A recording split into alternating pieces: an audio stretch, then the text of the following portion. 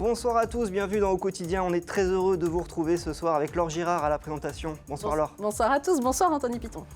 Qui est notre invité ce soir ?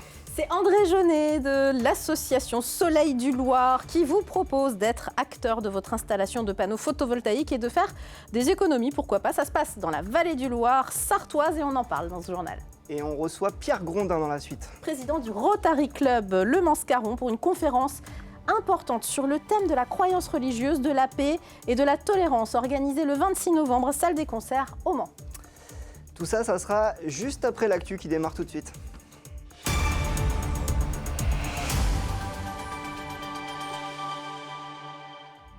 Et bienvenue dans cette édition du vendredi 15 novembre avec au sommaire le ras-le-bol des élus du Mans face aux dépôts sauvages.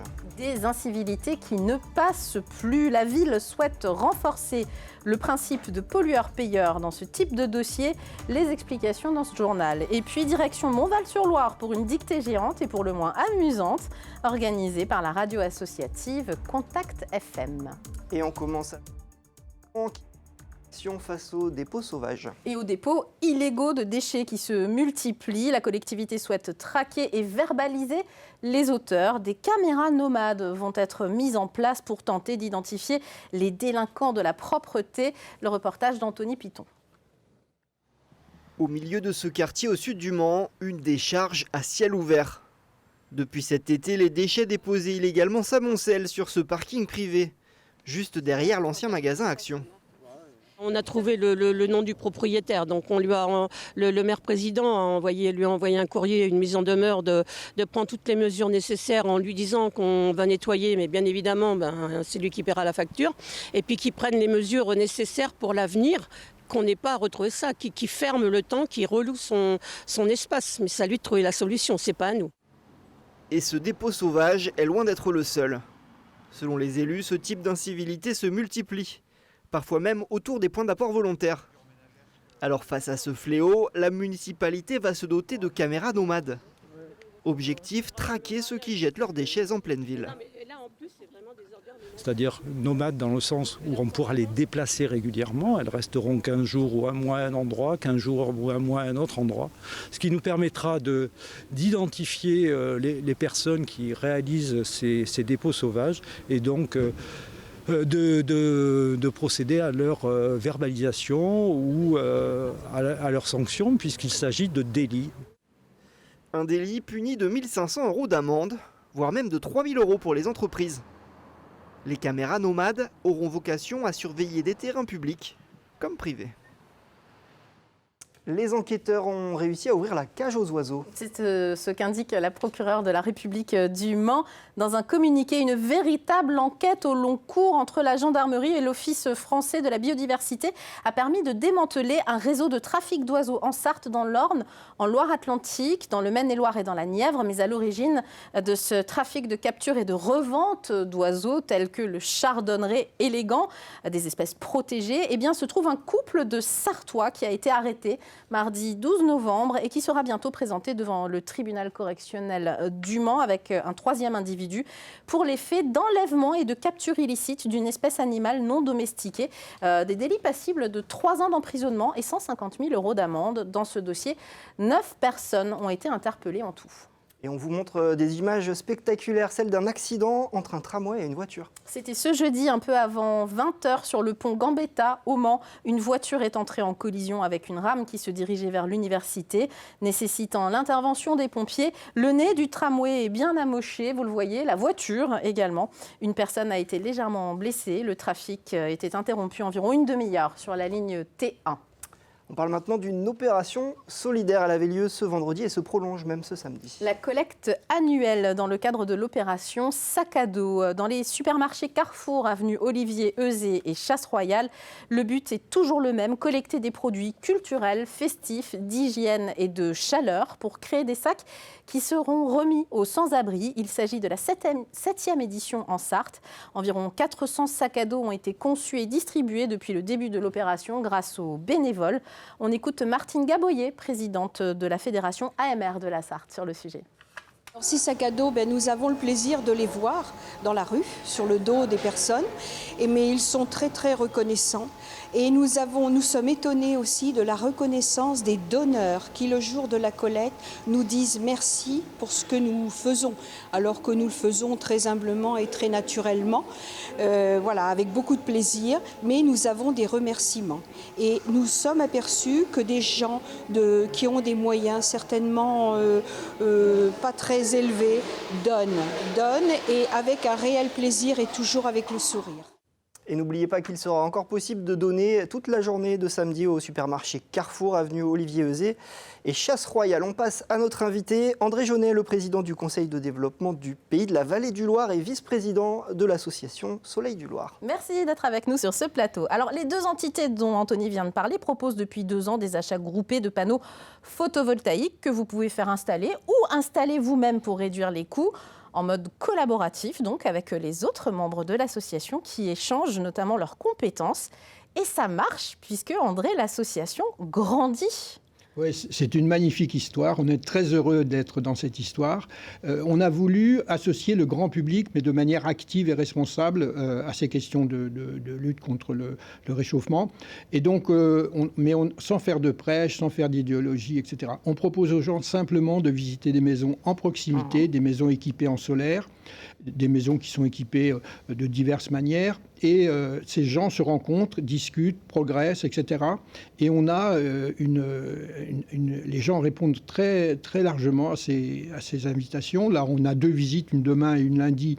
On va détailler. Il y a 5 maisons quand même à visiter, alors au choix. Et vous pouvez retrouver tout ça sur le site qu'on va vous donner. C'est paysvallée-du-loir.fr. Vous tapez sur un moteur de recherche Pays Vallée du Loir, Conseil de développement territorial, et vous allez trouver, c'est promis. On a essayé à multiples reprises avec Anthony Piton. Donc il y a 5 maisons à visiter samedi 16 novembre de 10h à 11h et 5 lundi 18 novembre de 17h30 à 18h15. L'idéal, c'est vraiment de vous inscrire.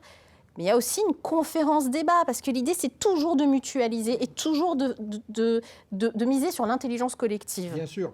On s'aperçoit qu'on a des pionniers depuis 30 ans qui font du solaire dans la Sarthe, des gens très brillants. Et puis on s'aperçoit qu'il y a des gens plus récents, d'ailleurs ceux qui ont acheté nos premières générations de commandes groupées. Et ces gens inventent plein de choses. Il y en a un qui a créé un tracker, vous savez, ce qui permet de suivre le soleil et donc d'augmenter la production des panneaux. Il l'a fabriqué lui-même.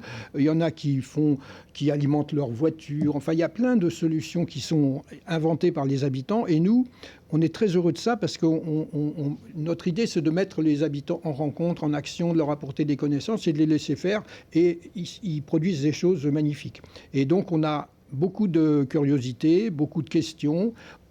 Les gens qui ont installé des équipements, on a 120 membres déjà au bout d'1 an à l'association Soleil du Loir. 70 sont installés déjà sur leur maison ou à côté, dont 40 en auto-installation.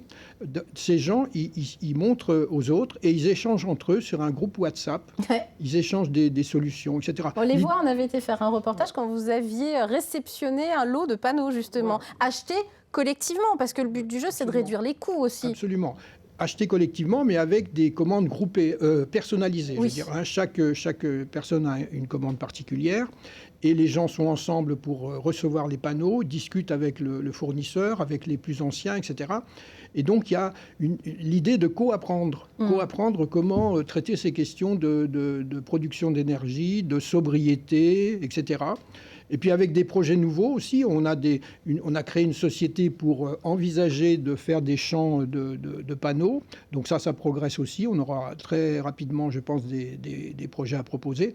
Donc on a une dynamique. Une dynamique tout à fait positive. Et on s'aperçoit que les gens, quand on prêche pas, quand on les laisse aller, quand on leur fait confiance, qu'on leur donne des marques de respect, qu'on leur apporte des informations en proximité, de façon directe, dans la confiance, les gens se mobilisent extrêmement bien. Et nous, on est très heureux de ce terrain de jeu de la Vallée du Loir. On l'a dit, vous êtes présidente du Conseil de développement du Pays de la Vallée du Loir. Donc ça concerne 3 communautés de communes. Ça commence à faire un joli territoire. Vous allez peut-être donner des idées à d'autres territoires, On échange. Et d'ailleurs, il y a d'autres territoires qui font des choses intéressantes. À Ray, d'ailleurs, c'est un autre modèle pour aussi travailler avec la population. Et ces modèles ancrés avec les habitants sont sans doute plus prometteurs au point de vue changement de comportement, au point de vue transformation, que les modèles trop descendants.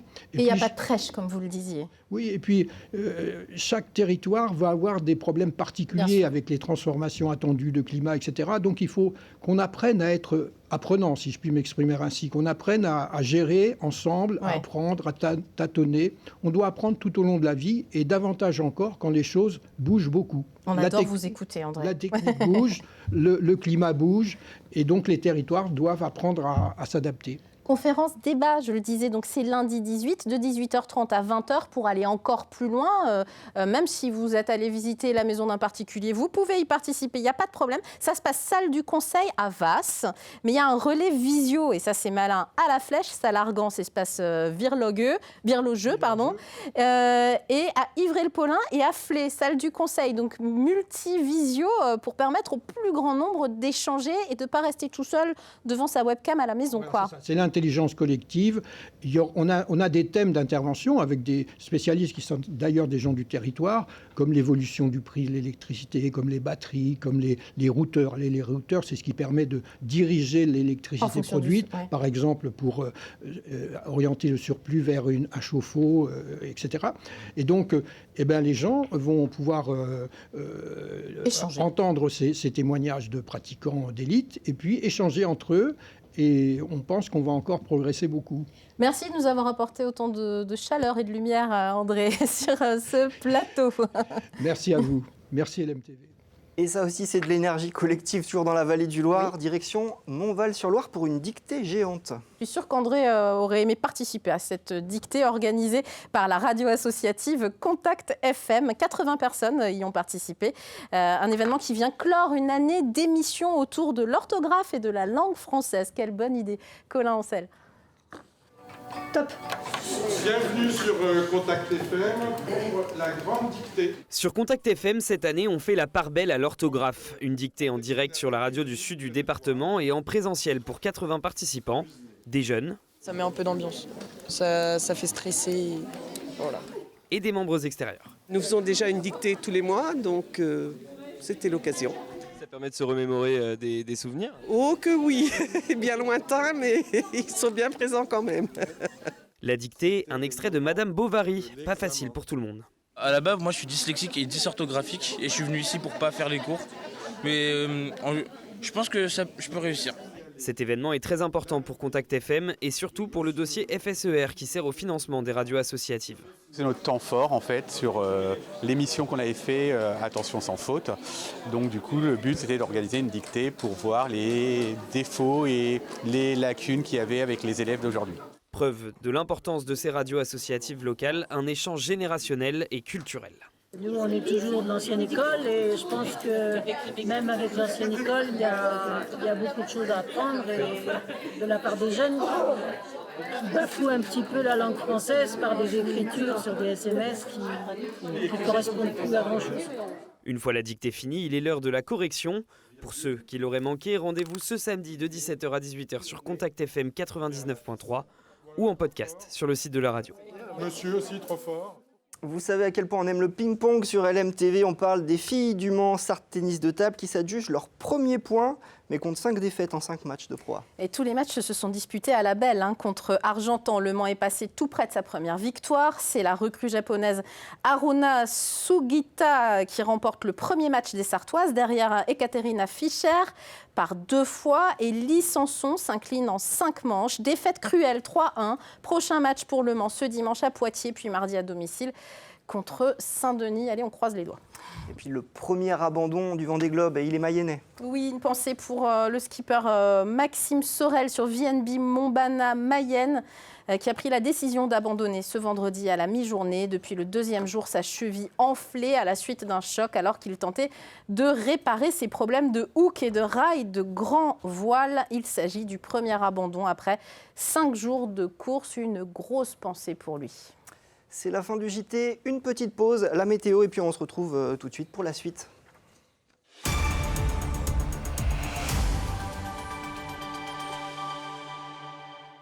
Ce programme vous est présenté par la Charcuterie Côme, premier prix d'excellence du concours des meilleures rillettes du Mans 2024.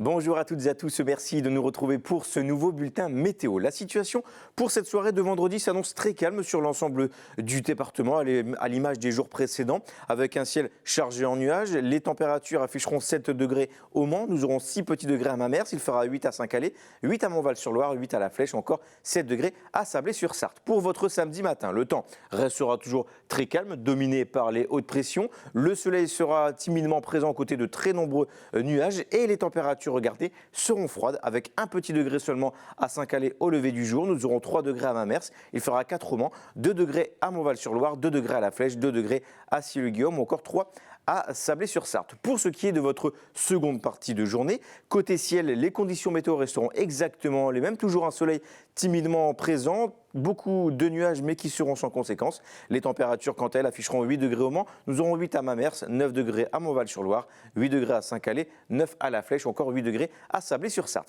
Pour votre journée dominicale, les conditions météo resteront encore très calmes sur l'ensemble de notre département, mais il faudra composer avec la présence d'une importante couverture nuageuse qui nous concernera durant toute cette journée. Les températures, quant à elles, au meilleur de la journée, afficheront 9 degrés au Mans, 9 à Mamers, nous aurons 9 à Montval-sur-Loire, 10 degrés à La Flèche, 10 degrés à Cieux-le-Guillaume, encore 9 degrés à Sablé-sur-Sarthe. Pour ce qui est de votre journée de lundi, ça va se dégrader cette fois-ci avec l'arrivée d'une première perturbation pour la journée de lundi. Ciel couvert avec cette fois-ci donc des averses assez fréquentes. Les températures seront en légère hausse. On dépassera la barre des 10 degrés au meilleur de la journée avec 12 degrés au Mans, 12 à Mamers, 12 à Montval-sur-Loire, 12 à Saint-Calais ou encore 12 degrés à La Flèche. En ce samedi 16 novembre, je vous souhaite à toutes et à tous de passer une excellente journée.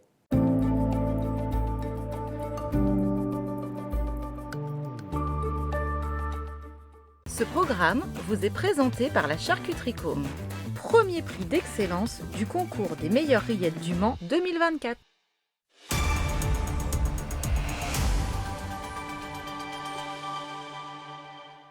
De retour sur le plateau de l'MTV en ce vendredi 15 novembre. La qualité de l'air dans Au quotidien, la suite comme chaque soir. Elle se dégrade un petit peu, cette qualité, vous le voyez. Il y a plus de jaune sur l'image et même un petit peu de orange. En cause, l'augmentation des concentrations de particules fines, notamment celles d'une taille inférieure à 2,5 micromètres. Elle pourrait même être mauvaise localement au sud de l'agglomération mancelle. Comme toujours, les chauffages sont impliqués dans ces émissions. Allez, on va se réchauffer un petit peu avec notre invité Pierre Grondin, président du Rotary Club Le Mans-Scarron. Merci d'être avec nous sur ce plateau. Mardi 26 novembre 2024, de 19h30 à 22h, vous organisez une conférence interculturelle, et non pas culturelle, même si c'est un petit peu les deux, ayant pour sujet croyants et non-croyants, acteurs ensemble de la paix et de la tolérance dans la cité. Ça, c'est vraiment un projet intéressant et important. Pourquoi avoir voulu travailler sur ce thème précisément ? Je pense que c'est la conjonction de 2 points. D'abord, on est rotarien, on est 1,2 million dans le monde, et la paix, c'est la première des 7 axes stratégiques. On est partenaire des Nations Unies, on a une chaire, on est conseiller technique auprès des Nations Unies. Donc ça, c'était le premier aspect. Et le deuxième aspect, il se passe quand même des choses. On voit qu'il y a eu les mouvements de rue au moment du décès de M. Naël. Il y a quand même une laïcité qui est remise en cause en permanence. Et j'étais étonné parce qu'on est en train de mettre en place des partenariats avec des lycées. On sent que c'est vraiment un sujet. Et puis, quand même, un ton dans les hémicycles, chez les journalistes, que je trouve on voit beaucoup plus de violence. Et donc, on s'est dit, ça peut être intéressant, puisque cette année, on a pris un axe particulier de la paix, de construire une conférence qui serait un petit peu une plateforme pour des acteurs locaux, on voulait que ce soit des acteurs locaux, de se réunir et nous partager leur vision sur quelle place ils pourraient prendre, quelle est leur voix, quelles sont leurs difficultés, et surtout confronter les regards. Je disais que c'était une conférence interculturelle. Alors, il faut préciser que les intervenants, les représentants de 5 communautés religieuses, plus un représentant des francs-maçons en Sarthe, donc des acteurs locaux qu'on voit de temps en temps sur les photos, qu'on voit de temps en temps sur les images lors de cérémonies, mais qu'on ne voit pas forcément dialoguer ensemble, même s'ils doivent certainement le faire en coulisses, ce n'est pas le sujet. Mais là, vous proposez vraiment une conférence publique, un échange avec le public et des réflexions communes. C'est assez innovant, en fin de compte. Alors c'est ce qui m'a surpris parce qu'effectivement, ces personnes ont l'habitude de se rencontrer une fois par an, au moment du 11 novembre, c'est-à-dire lundi dernier. Mais c'est dans un cadre où chacun s'exprime au nom de sa communauté sur, on va dire, la paix. Mais effectivement, c'est ce qu'ils m'ont dit, ils n'ont pas l'habitude de débattre entre eux. Et ce qui nous intéresse, c'est justement quel est leur regard, leur position, leurs actions. Parce que nous, le Rotary, on a une devise qui est agir pour servir. On aime l'action. Et donc, on aimerait bien savoir qu'est-ce qu'ils font. Comme vous le disiez, on ne sait pas. C'est pas trop sur la place publique. Donc, qu'est-ce qu'ils font? Et en même temps, quelles sont les difficultés qu'ils éprouvent? Est-ce qu'ils font des choses ensemble? Est-ce qu'ils ont accepté facilement, d'ailleurs, de se réunir tous ensemble? J'ai été surpris parce que je ne savais pas trop. C'est une première expérience pour nous. Mais on a eu un très, très bon accueil. Les gens ont envie de dialoguer, c'est quand même une bonne nouvelle. Les gens ont envie de dialoguer, ils se connaissent aussi, ils se respectent, et donc je pense qu'on aura un débat de bonne qualité. C'est certain. C'est un but caritatif aussi. L'entrée est payante, 10 € pour les adultes, 5 € pour les moins de 25 ans, parce que comme vous le disiez, il y a toujours une volonté d'action et de servir. Donc voilà. Quel est l'objectif caritatif? Alors, depuis des années, le Rotary accompagne une action qui s'appelle l'Espoir en tête. C'est la recherche fondamentale sur le cerveau. Ça fait un peu moins de 20 ans, on a relevé plus de 15 millions d'euros. Et qu'est-ce qu'on fait? En fait, nous avons des thésards, des chercheurs qui n'ont pas les moyens d'investissement qu'ils souhaiteraient. Et donc, ils s'adressent à nous et à la Fédération de la recherche sur le cerveau. On a un comité scientifique qui évalue les différents projets. On les positionne les uns par rapport aux autres. Et ensuite, on accompagne, on va dire, en moyenne 4-5 projets par an.